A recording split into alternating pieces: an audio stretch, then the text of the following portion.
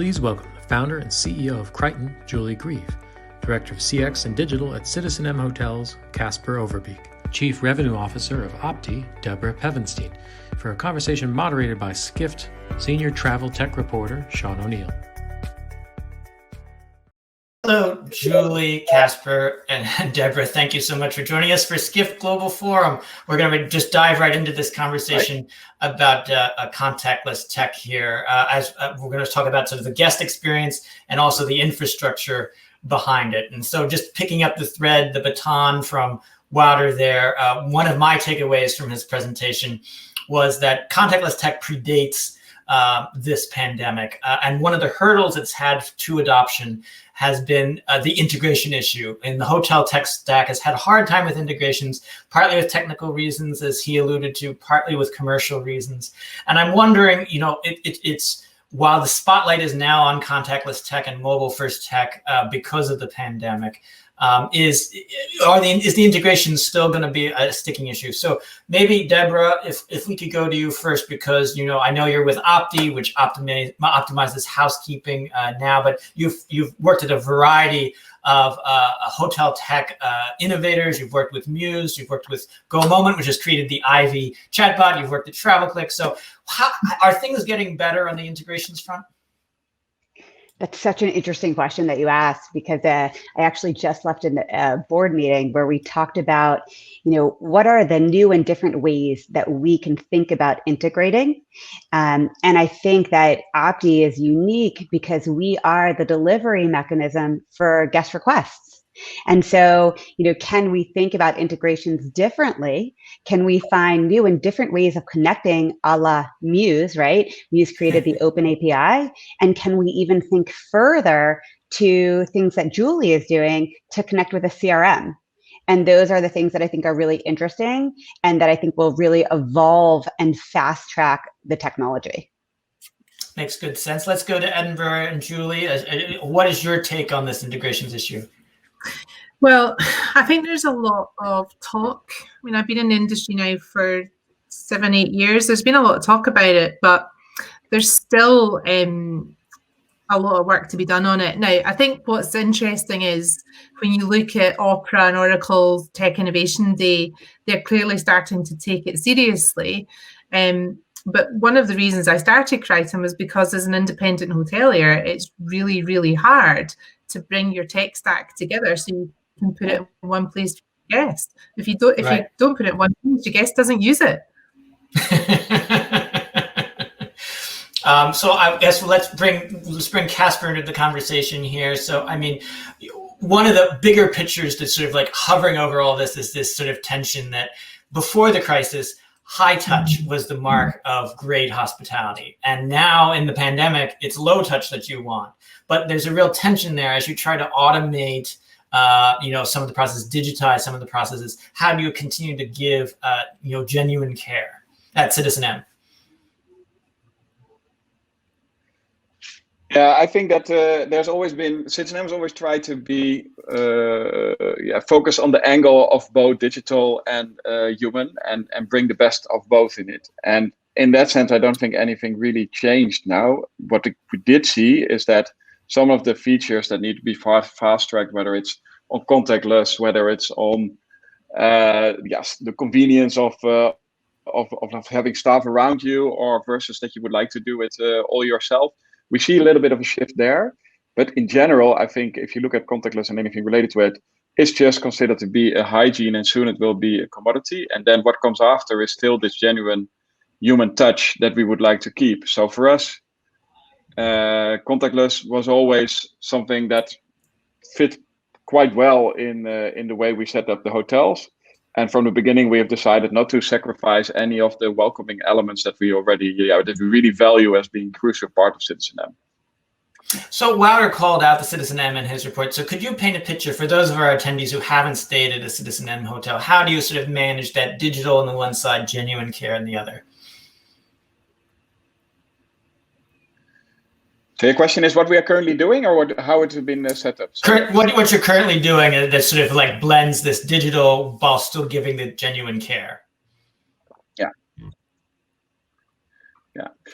Yeah, so we have kiosks for check-in, and we had them. What we added now is that we have an app that allows you to check in. If you want contactless, that's fine, but still you would like to be welcomed. So we have a staff member standing at the desk when you arrive and saying, hi, welcome. Would you like to check in through kiosk or through your app? We can help you if you want. And basically you're all by yourself.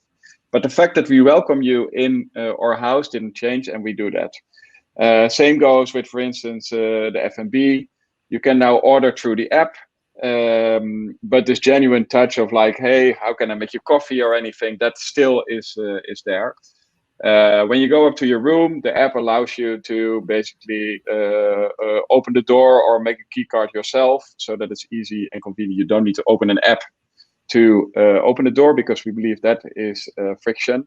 And then when you're in the room, you can just control your lights, your television, your TV screen with this app. But then there is also, on this app, there is a button that chat with us, and it basically invites you to pose any question that you have, whether the subtitles are not working or whether you need new pillows. And then we will just follow up on that. And that's where we try to create this hybrid digital human experience. And then it actually fit quite well in this contactless new need. And I think, like we just saw on the slide of Wouter, I think that it's really depending on how this coronavirus is developing, whether contactless will stay. But we do believe that the convenience part will stay. Yeah. And so, Julie, I guess, Casper, do you actually have statistics or any data showing that consumers are actually using the app? Has it worked? Yeah, so we put the app live. As a matter of fact, it was a bit of a coincidence, because we were already working for it for a long time.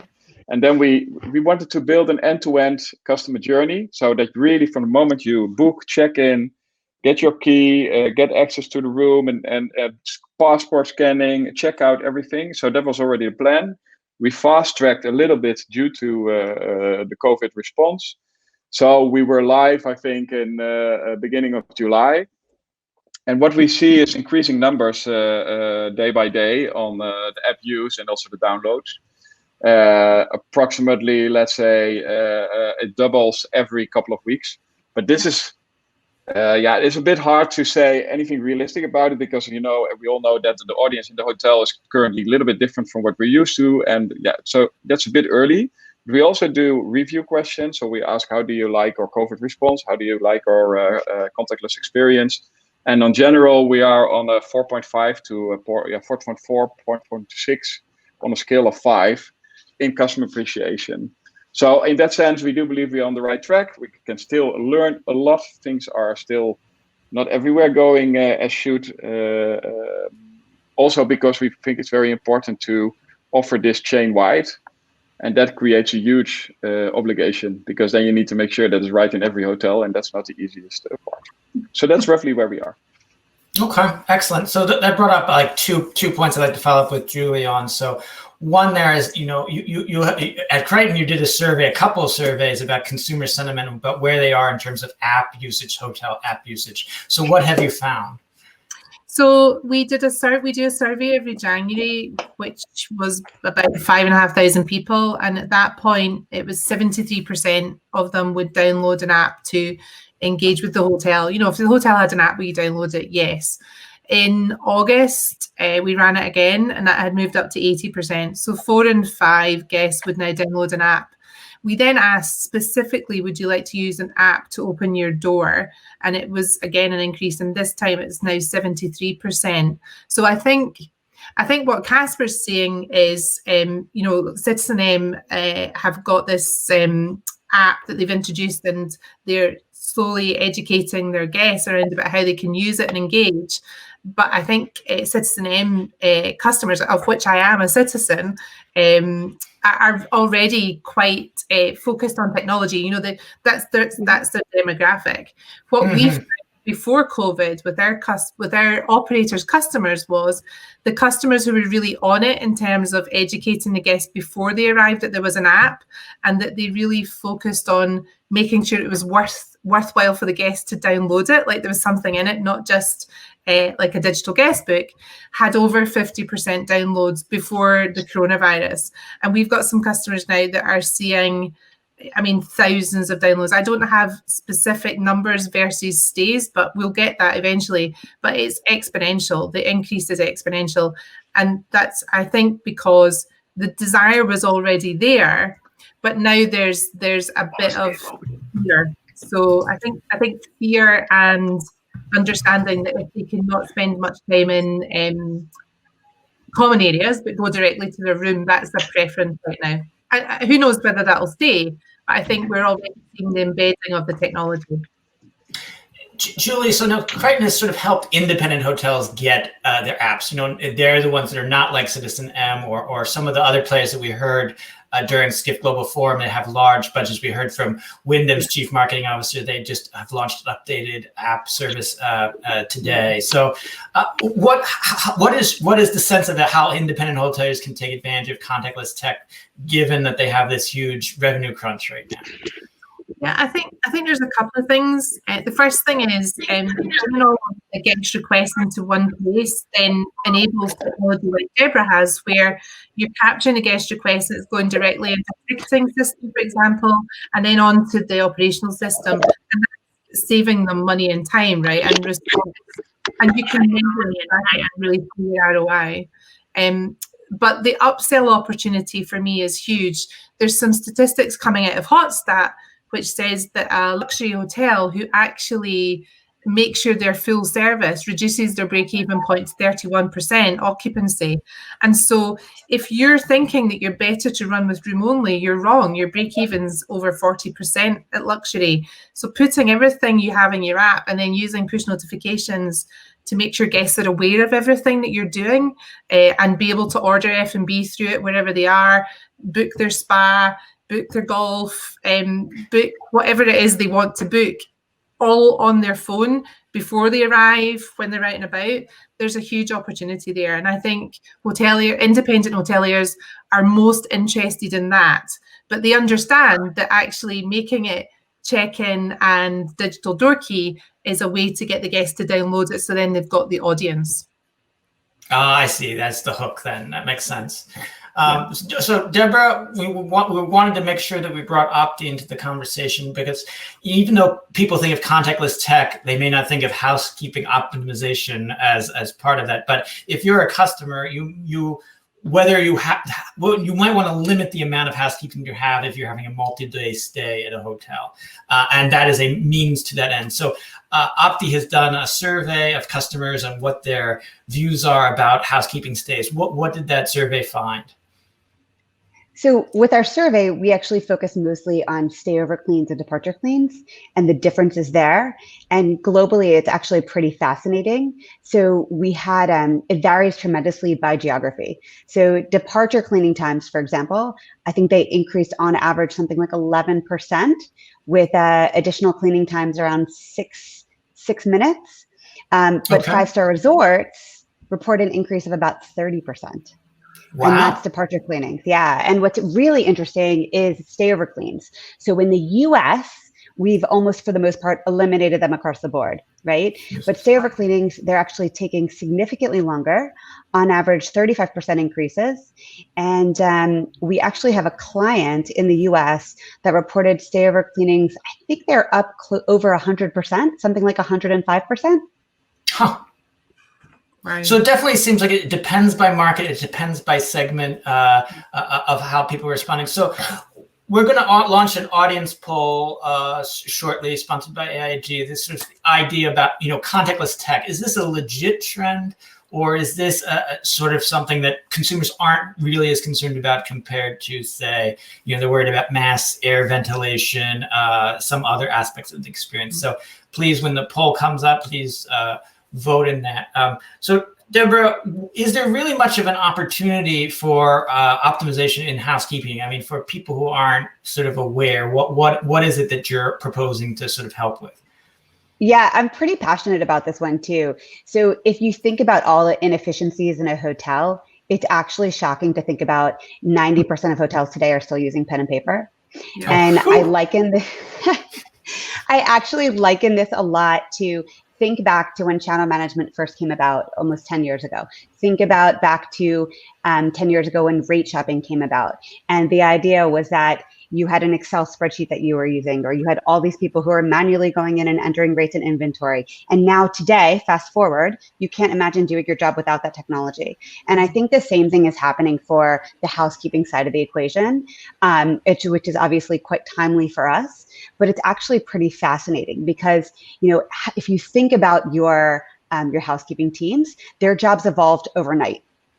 And so if you think about the operators, there are two sides of this.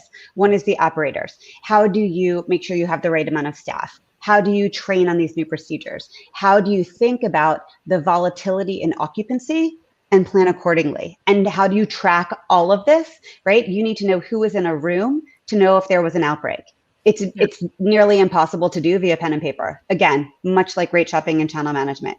Now, contactless technology and the optimization technology that we offer, that shifts the dynamic, right? So now suddenly you have automated schedules, you have foolproof logging, You can communicate procedures electronically, which is also helpful because those procedures have changed.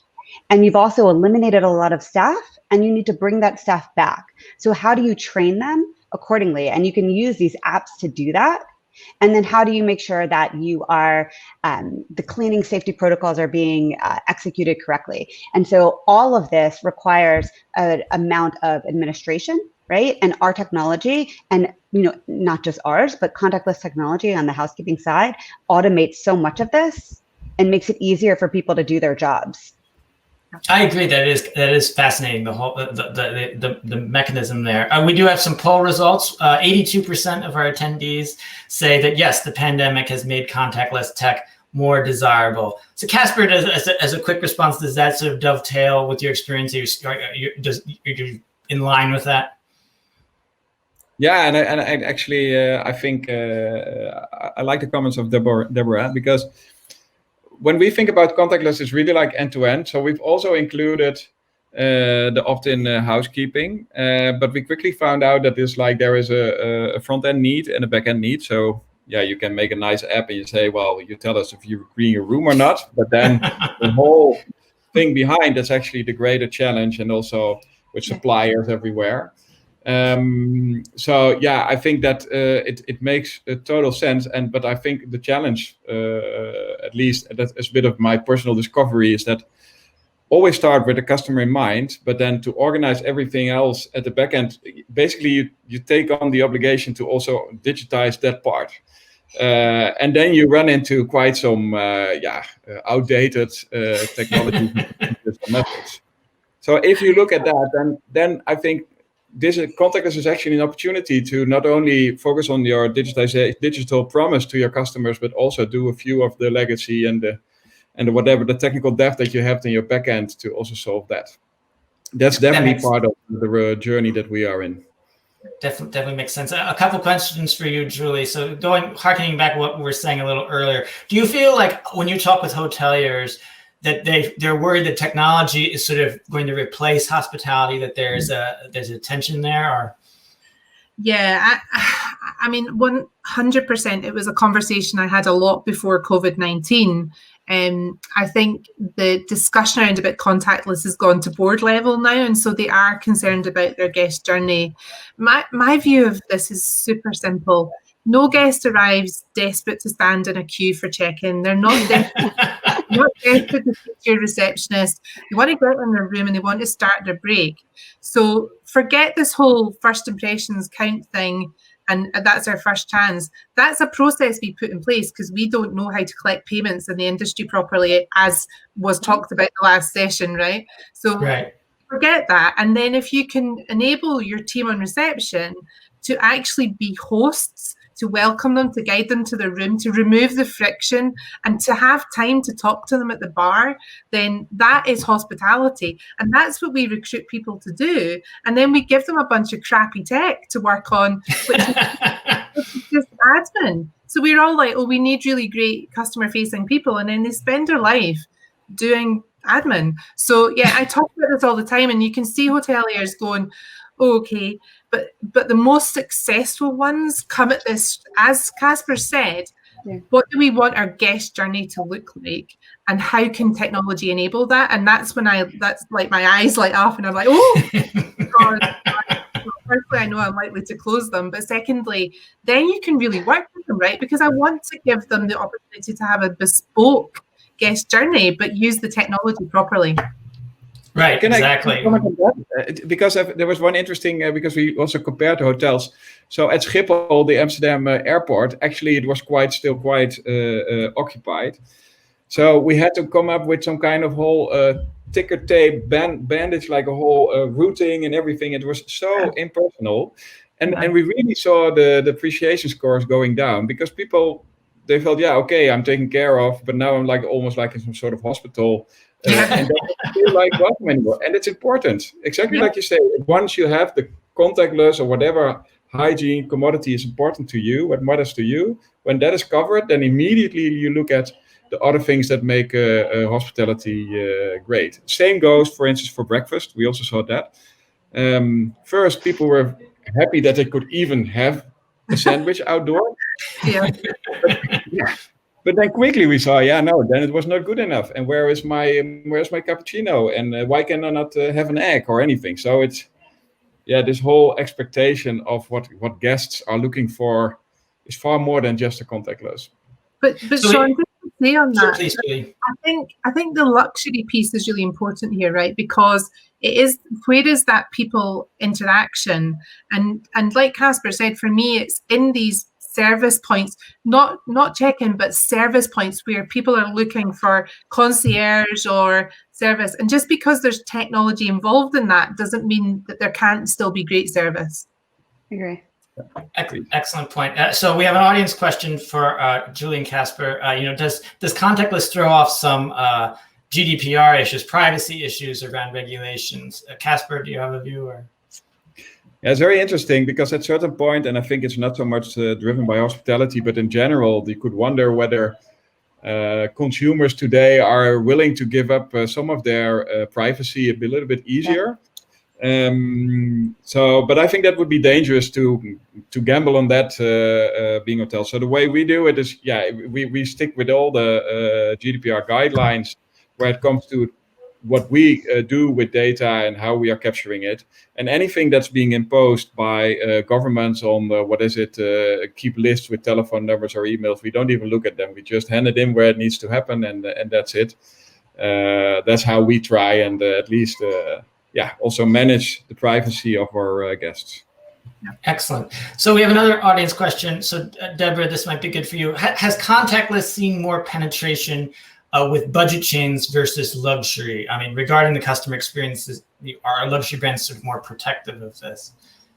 It's actually the opposite. I think these luxury brands realize that they have a duty and an obligation rather to meet the needs of their guests. And so what we're doing by enabling this contactless, it does a variety of things. It gives guests the comfort that they want, right? They're willing to travel, but they can travel on their own terms by having that contactless. And what we do in particular is we are going to optimize for the fastest route, the quickest turnaround, the fastest route, the most efficiency, so that the staff are protected as well, and they're limiting their interactions with guests as well. And so it's, in that sense, it's a win. And so you see these luxury properties, like they need that and they want that. And so, this talk about also hospitality and, does contactless remove it? I actually believe that the contactless technology is an enabler of a lot more. And so when this is over and when the pandemic subsides, that interaction with a guest will be different for sure. But I actually think it'll be better, right? It'll be improved. It'll be more meaningful, more valuable. Yeah, that makes logical sense. And we did hear from Lisa from Wyndham, which sort of plays in the economy sector earlier at Skift Global Forum, where she kind of made a similar point there. Julie, I guess, do you find that hoteliers shoot themselves in the foot when it comes to technology sometimes? Or no, I just think, look, they're not technologists. They're in, if they've set up their own hotel or they're running a hotel, they've come from a hospitality background. Some of them are more excited by it than others, but they care about their guest. And I think as vendors, we have a duty to try to help them deliver the guest journey they want. But I do think there's some education around about, this isn't just about COVID-19, this is about guest choice. Whether you're in economy or luxury, surely what you want to do is give your guest choice. And then as a vendor in the background, we're desperately trying to join the spaghetti together that is the hospitality background, the hospitality tech stack, so that they can do that. Because, you know, I say to hoteliers all the time, if you give your guests 5 different ways to interact with you, they're like for different things, they're just not going to use it and you won't get ROI. So I think there's a plethora of great technology out there, which is held back because of our tech landscape. And it really sort of annoys me. I actually think there's something else here. I think that there are several misconceptions around technology. And so there's one, the belief that technology is expensive. And the second is that the belief that technology is onerous to install. And I think vendors like Julie and myself and Optii have gone, very, above and beyond to realize what the pain that hotels experience and where they're concerned. And so, for instance, we have developed, remote onboarding. We have developed a suite of training modules because we know that your staff isn't all going to be there on day 1. They're not all going to be there on day 5. And there's going to be continual and ongoing training that's needed. And, on the expense side, I'm sorry, Deborah. I'm afraid I'm running out of time. I should have guided you a little better there. I want to thank all of our guests here for joining us, Julie, Casper, and Deborah. Thank you so much. Thanks, guys. It's great to talk to you.